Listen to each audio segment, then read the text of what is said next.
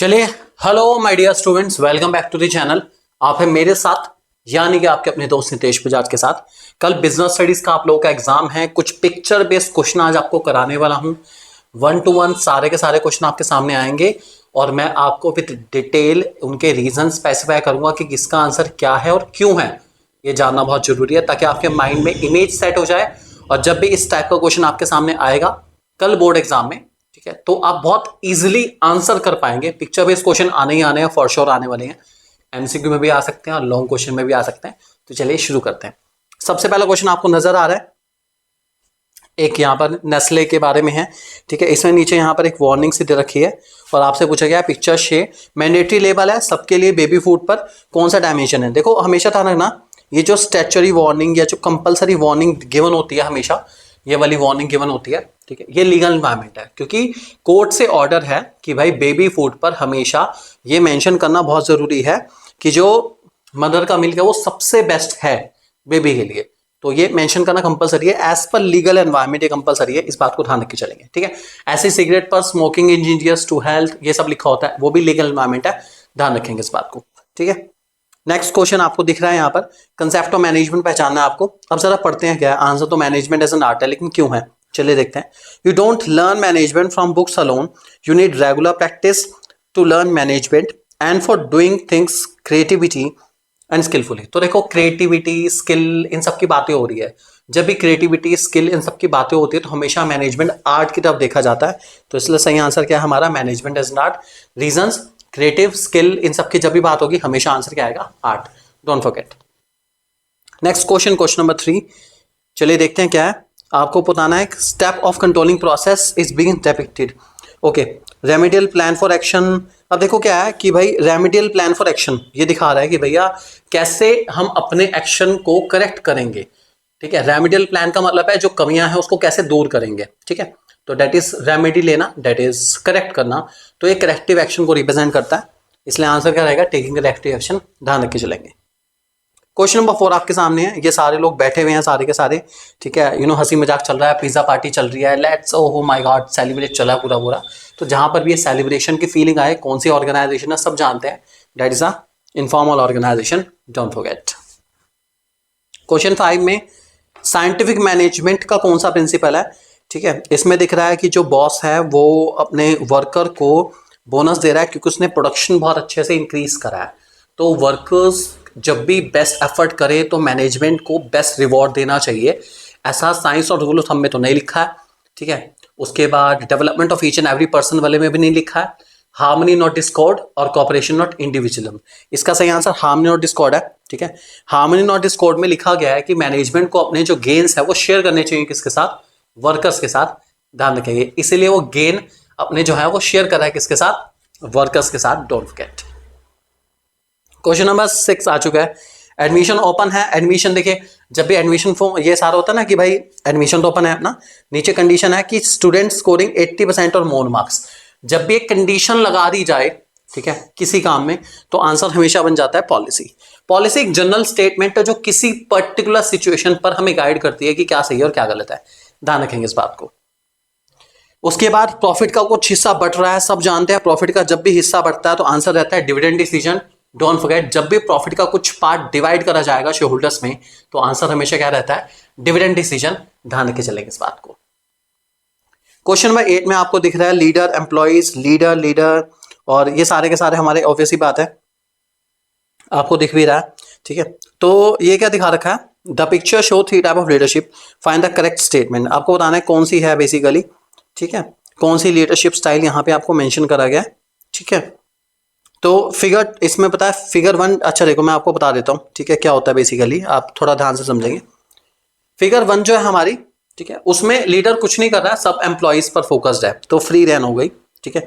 Second वाली जो leadership style है हमारी, अगर आप ध्यान से देखें तो उसमें बता रखा है फिगर 2 में, उसमें लीडर ही सब कुछ कर रहा है, एम्प्लॉइज कुछ नहीं कर रहे, लीडर ही सब कुछ है, लीडर के हाथ में पावर है सारी की सारी।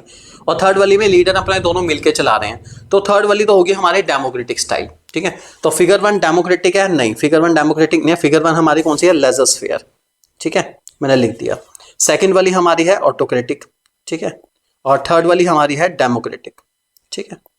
तो सेकंड वाली ऑटोक्रेटिक है, हाँ सेकंड वाली ऑटोक्रेटिक है, बिल्कुल सही अपना। थर्ड वाली फ्री रेन नहीं है, थर्ड वाली ऑटोक्रेटिक नहीं है, तो ऑब्वियसली बात है फिगर 2 करेक्ट है, इस बात को ध्यान रख के चलेंगे। अब आपके मन में एक सवाल आ सकता है, सर ये ब्लू किस चीज को रिप्रेजेंट करता है? That is control, power to make decision. यहाँ दोनों के बीच में बटी हुई होती है, ऑटोक्रेटिक में सारा पावर लीडर के हाथ में होती है, डेमोक्रेटिक में दोनों के पास होती है, और लेजरस्फीयर में सारी पावर एम्प्लॉइज के हाथ में होती है, लीडर कुछ भी नहीं करता, सिर्फ उसका रोल है एज अ मैसेंजर का काम करना और कुछ नहीं। Next, the illegal act on taking important investment decision based on non public information. तो चलिए बेसिकली क्या है, इलीगल एक्ट है, इलीगली बुरी तरीके से आप क्या कर रहे हो, कोई इंफॉर्मेशन इन्वेस्टमेंट की पब्लिक तक पहुंचा रहे हो, पब्लिक तक इंफॉर्मेशन पहुंचा रहे हो कंपनी की, तो इसको हम कहते हैं इनसाइडर ट्रेडिंग। हमेशा ध्यान रख के चलेंगे, इनसाइडर ट्रेडिंग में कंपनी की जो इंटरनल डिटेल्स है वो बाहर वालों तक पहुंचाई जाती है और उसके बेस पर कंपनी को काफी बेनिफिट होता है, that is called insider trading, don't forget. चलिए अगले वाले में आपको दिख रहा है कि भाई ओके ये एक इलेक्ट्रीशियन है, इलेक्ट्रीशियन के साथ एक लड़का है जो कि उसको साथ साथ ऑब्वियसली बात है कंपनी कर रहा है, तो ये कौन सी ट्रेनिंग है? तो ऐसी ट्रेनिंग जिसमें इलेक्ट्रीशियन प्लम्बर अपने साथ किसी ना किसी को रखते हैं काम सिखाने के लिए। सब लोग जानते हैं इस ट्रेनिंग का नाम क्या है? जी हाँ, इस ट्रेनिंग का नाम हमारे पास रहता है अप्रेंटिसशिप ट्रेनिंग, डोंट फॉरगेट, ठीक है। वेस्टिब्यूल डमी मॉडल वाली होती है, इंटर्नशिप पढ़े लिखे लोगों के लिए होती है, और इंडक्शन ट्रेनिंग इंट्रोडक्टरी ट्रेनिंग होती है, जब नया एम्प्लॉय आता है तब दी जाती है। चलिए अगला, अर्लियर एंड नाउ, ठीक है। An organisation change the decision making pattern. पहले सारा का सारा यहाँ बीच में से चल रहा था और अब उन्होंने क्या करा, बांट दिया, और उसके अंदर आगे लोगों को काम दे दिया, भाई तुम संभालो सारा का सारा। तो इससे क्या हो रहा है, ठीक है, देखो ये हो क्या रहा है बेसिकली, पहले सारा जब टॉप लेवल कर रहा था तो उसको दिक्कत थी, अब सारा काम बढ़ चुका है तो रिलीफ है टॉप मैनेजमेंट को, टॉप मैनेजमेंट थोड़ा आराम है क्योंकि सारा काम बढ़ चुका है, तो टॉप मैनेजमेंट थोड़ा रिलैक्स हो गया और वो मेन टास्क के ऊपर फोकस कर सकता है। ध्यान रखेंगे इस बात को। क्वेश्चन नंबर 12, थोड़ी इमेज को ध्यान से देख लेना, ठीक है। लेबर इंटेंसिव से कैपिटल इंटेंसिव पर आना, ठीक है, ओके। आपको बताना है कौन से तरह का प्लान है, तो ये जितने भी तरह के प्लान बेसिकली हमारे जो काम करने के तरीके होते हैं इनको मेथड कहते हैं। तो लेबर इंटेंसिव मेथड और कैपिटल इंटेंसिव मेथड प्रोडक्शन की तो मेथड है, ध्यान रखेंगे, पॉलिसी नहीं है, रूल नहीं है, प्रोसीजर नहीं है, ये मेथड है, ठीक है। क्वेश्चन नंबर 13 में आपको एक इमेज दे रखी है, ठीक है, और ये इमेज आप लोग पढ़ पा रहे हो मुझे लगता है, उम्मीद पूरी मैं फिर भी थोड़ा पढ़ के दिखा देता हूँ, ठीक है। Due to continuous work I am really tired now, और दूसरा person I am continuously working since morning I need some rest now. तो देखो जहां पर भी रेस्ट की बात आए और आपसे कौन सी टेक्निक पूछी गया है तो आंसर हमेशा फैटिक स्टडी पर आता है। फैटिक स्टडी के अकॉर्डिंग हर एम्प्लॉय को कुछ टाइम के बाद एक रेस्ट इंटरवल मिलना बहुत जरूरी है।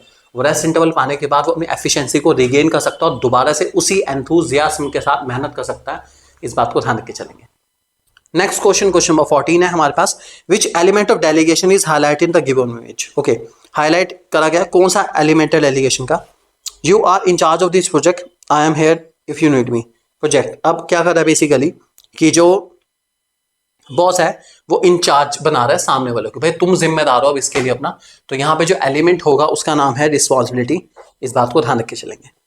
क्वेश्चन नंबर 15 में आपको दिख रहा है एनकोडिंग डिकोडिंग ये सारी की सारी हमारी है बेसिकली, और बीच में एक चीज मिसिंग है, तो मीडिया और इनके बीच में जो आता है उसको हम कहते हैं नॉइस। बाकी सारे इसके अंदर sender, message, encoding, media, decoding, receiver, feedback, noise missing है, तो सही आंसर क्या रहेगा? Noise, don't forget. Question number 16, well that's great sir we can use this robot for packaging of goods, ठीक है। अब रोबोट्स का यूज कर रहा है, रोबोट्स यूज हो रहे हैं, तो आपसे पूछेगा डायमेंशन कौन सा है? सब जानते हैं रोबोट्स का यूज करना मतलब टेक्नोलॉजिकल एनवायरनमेंट, डोंट फॉरगेट। अगला आपके सामने दिख रहा है यहाँ पर फंक्शनल फॉर्मैनशिप का है, ठीक है। फंक्शनल फॉर्मैनशिप में दो जगह मिसिंग है, ठीक है, यहाँ पर तो instruction card clerk, route clerk, time and cost clerk, disciplinarian. यहाँ रूट क्लर्क आएगा, speed boss, gang boss, repair boss, inspector, तो दो आगे हमारे दैट इज रिपेयर बॉस आ गया यहाँ पर और उधर आ गया रूट क्लर्क, तो ऑप्शन नंबर डी ये आपको नजर आ रहा है यहाँ पर, ये हमारा करेक्ट रहेगा, ध्यान रख के चलेंगे। क्वेश्चन नंबर 18 आ चुका आपके सामने, मैनेजिंग डायरेक्टर है हमारे सामने, अलग अलग उसका, ये आपको पता है ये डिवीजन स्ट्रक्चर है, अलग अलग डिवीजन को लीड करने वाले हैं, कॉस्मेटिक डिवीजन अलग, मेडिसिन डिवीजन अलग, सारे डिवीजन अलग है और उसको लीड कर रहे हैं सारे के सारे। तो डिवीजन स्ट्रक्चर में इनमें से कौन सा एडवांटेज नहीं है, ठीक है, तो इनमें ऑप्शन लिखा है, इसमें ऑब्वियसली बात है डिविजनल के अंदर रिस्पॉन्सिबिलिटी फिक्स करना आसान है, कोऑर्डिनेशन आसान है, ऑटोनॉमी आसान है। डुप्लीकेशन ऑफ फंक्शन, भाई डुप्लीकेशन ऑफ फंक्शन इसकी डिसएडवांटेज है, ध्यान रखना, डुप्लीकेशन ऑफ फंक्शन इसकी डिसएडवांटेज है, इस बात को ध्यान रखेंगे। क्वेश्चन नंबर 19 में आपके सामने बहुत सारे यहाँ पर सिंबल है, मैकडोनल्ड, आईफोन, अलग अलग देखा है। Identify the important term related to branding, branding से रिलेटेड कौन सी टर्म यहाँ पर है बेसिकली। ये सारे के सारे अगर हम देखते हैं तो बहुत अच्छे से समझे तो ये सारे हमारे ब्रांड मार्क है, ठीक है। और इनके अलावा इनमें से कुछ ट्रेडमार्क भी है, मतलब आपको पता है नाइकी के साइन रजिस्टर्ड है, मैकडोनल्ड्स के आगे भी आर लिखा होता है, आपने देखा होगा बहुत बार, ठीक है। यहाँ पर टीएम लिखा होता है अपना, तो ये ब्रांड मार्क ट्रेडमार्क दोनों है, ये ध्यान रख के चलेंगे क्योंकि ये रजिस्टर्ड भी हैं सारे के सारे, इसलिए ब्रांड मार्क ट्रेडमार्क दोनों इसका आंसर आएगा, डोंट फॉरगेट, ठीक है। Next question, question number 20, Ramesh sir we have achieve the target production on time but at higher cost.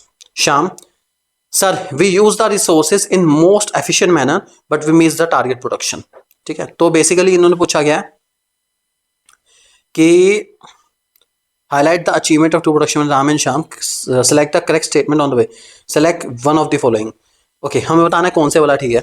अब वैसे बता देते हैं, रमेश ने प्रोडक्शन टारगेट पूरा कर लिया लेकिन हाई कॉस्ट पर, तो रमेश जो है वो है इफेक्टिव, ठीक है। और श्याम ने टारगेट प्रोडक्शन पूरा नहीं करा लेकिन उसने कॉस्ट मिनिमाइज कर लिया, तो श्याम हो गया हमारा एफिशिएंट, ठीक है। ध्यान रख के चलेंगे। तो इन्होंने बता देते हैं राम इनइफेक्टिव है, नहीं भाई ऐसा तो कुछ नहीं, राम इफेक्टिव है तो कट जाएगा।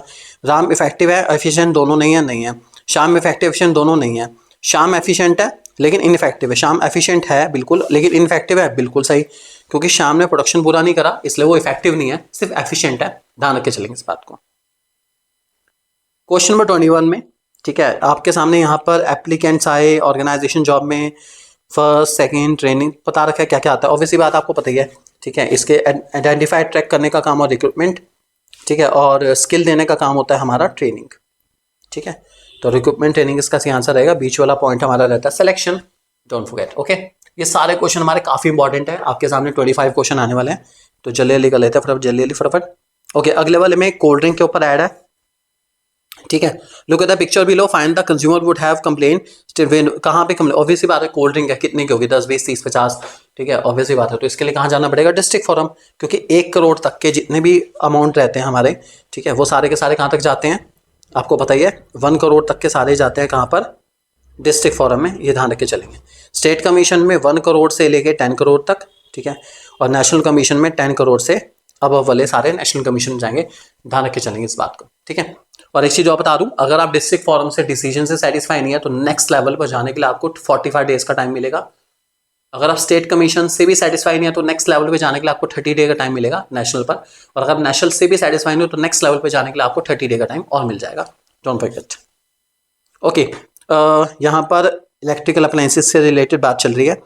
Check the picture where Meena is asking shopkeeper about guarantee and other details about product which aspect of consumer protection is shown in the above. तो बेसिकली क्या है कि अगर वो पूछ रही हैं तो ऑब्वियसली बात है, it means she is quite aware, अगर वो पूछ रही हैं तो अवेयरनेस है, साला भाई जिम्मेदारी कंज्यूमर की बनती है, और ये राइट भी है, राइट टू इन्फॉर्मेशन भी है अपना, तो राइट एंड रिस्पॉन्सिबिलिटी दोनों आएगी, ध्यान रख के चलेंगे। 24 में आपसे पूछा गया है which consumer right is depicted by the above, तो वो बेसिकली क्या है, अप्लायंस के बारे में कंप्लेन कर रहे हैं, कंप्लेन करना is right to be heard, ठीक है। और फाइनली लास्ट क्वेश्चन हमारा है, ओके, मैस्लो की नीड्स, बेसिक फिजियोलॉजिकल के बाद सेफ्टी सिक्योरिटी होती है, सब जानते हैं, ठीक है। तो सेकंड पर आएगा सेफ्टी सिक्योरिटी, फिर एफिलिएशन बिलोंगिंग, फिर एस्टीम, तो फर्स्ट पे एस्टीम और सेकंड पर हमारा सेफ्टी सिक्योरिटी, ये ध्यान रख के चलेंगे इस बात को। तो ये कुछ ऐसे क्वेश्चन हैं, मतलब इस टाइप के क्वेश्चन एग्जाम में काफी ज्यादा आते हैं, अगर आप इन टाइप के क्वेश्चन की प्रैक्टिस कर ले तो आपको फॉर श्योर बहुत एडवांटेज मिलने वाला है। क्वेश्चन इससे आगे भी काफी सारे हैं, इस पीडीएफ को डाउनलोड करने के लिए आपको कुछ नहीं करना, बस हमारी ऐप पर आना है, हमारी ऐप को डाउनलोड कर लीजिए, ठीक है। ऐप की डिटेल आपको बहुत ईजिली मिल जाएगी हमारी, ठीक है। ऐप आप कर सकते हैं डाउनलोड, कहाँ से करेंगे आप, फटाफट प्ले स्टोर से कर सकते हैं, और वहाँ पे फ्री मटेरियल में जाके इस पीडीएफ को आप हासिल कर सकते हैं। यहाँ पे बहुत सारे क्वेश्चन है अमेजिंग आपके लिए, जल्दी जल्दी जाओ और जल्दी जल्दी पाओ, ठीक है। Thank you very much. लेकर आते हैं आपके लिए अगला सेक्शन, फटाफट हम लोग यूं ही